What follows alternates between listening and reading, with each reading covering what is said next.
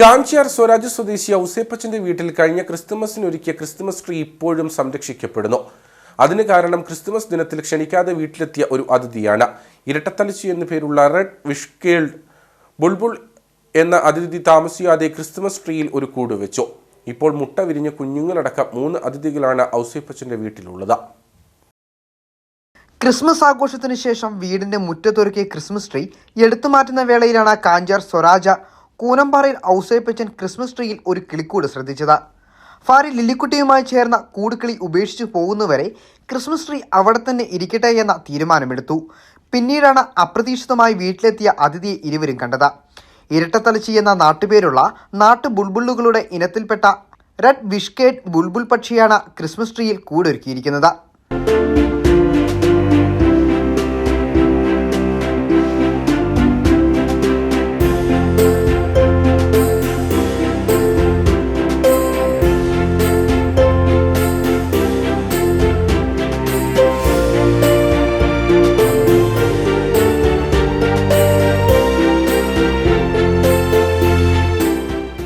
ദിവസങ്ങൾ പിന്നിട്ടതോടെ കൂട്ടിനുള്ളിൽ 2 മുട്ടയും ഇട്ടു. ഇതോടെ വീട്ടുകാർക്ക് കൗതുകവും ഏറെയായി. പിന്നീട് കാത്തിരിപ്പുള്ള ദിവസങ്ങളായിരുന്നു.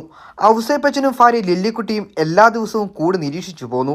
അതിൻ്റെയൊപ്പം തള്ളക്കിളിയുമായി ഇരുവരും ചങ്ങാത്തവും ആരംഭിച്ചു. ഔസേപ്പച്ചനോടും ഭാര്യയോടും അമ്മക്കിളി നന്നായി ഇണങ്ങി.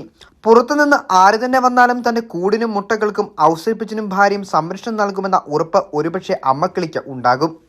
അത് സത്യമാണ് താനും. കാത്തിരിപ്പിനൊടുവിൽ 2 ദിവസം മുമ്പാണ് മുട്ട വിരിഞ്ഞത്. അത് അമ്മക്കിളിക്കൊപ്പം ഔസേപ്പച്ചനും ലില്ലിക്കുട്ടിക്കും ഏറെ ആഹ്ലാദകരമായിരുന്നു.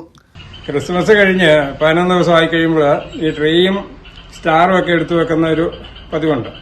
അതിനെ ഞാൻ വന്ന് സ്റ്റാർ എടുത്ത് ട്രീ എടുക്കാനായിട്ട് നോക്കി കഴിഞ്ഞപ്പോൾ അതിനകത്തൊരു കൂടിരിക്കുന്നു കണ്ടു കഴിഞ്ഞപ്പം വീട്ടുകാരത്തിനോട് പറഞ്ഞു, കൂട് വെറുതെ കളയണ്ട, അതവിടെ ഇരിക്കട്ടെ എന്ന് പറഞ്ഞു.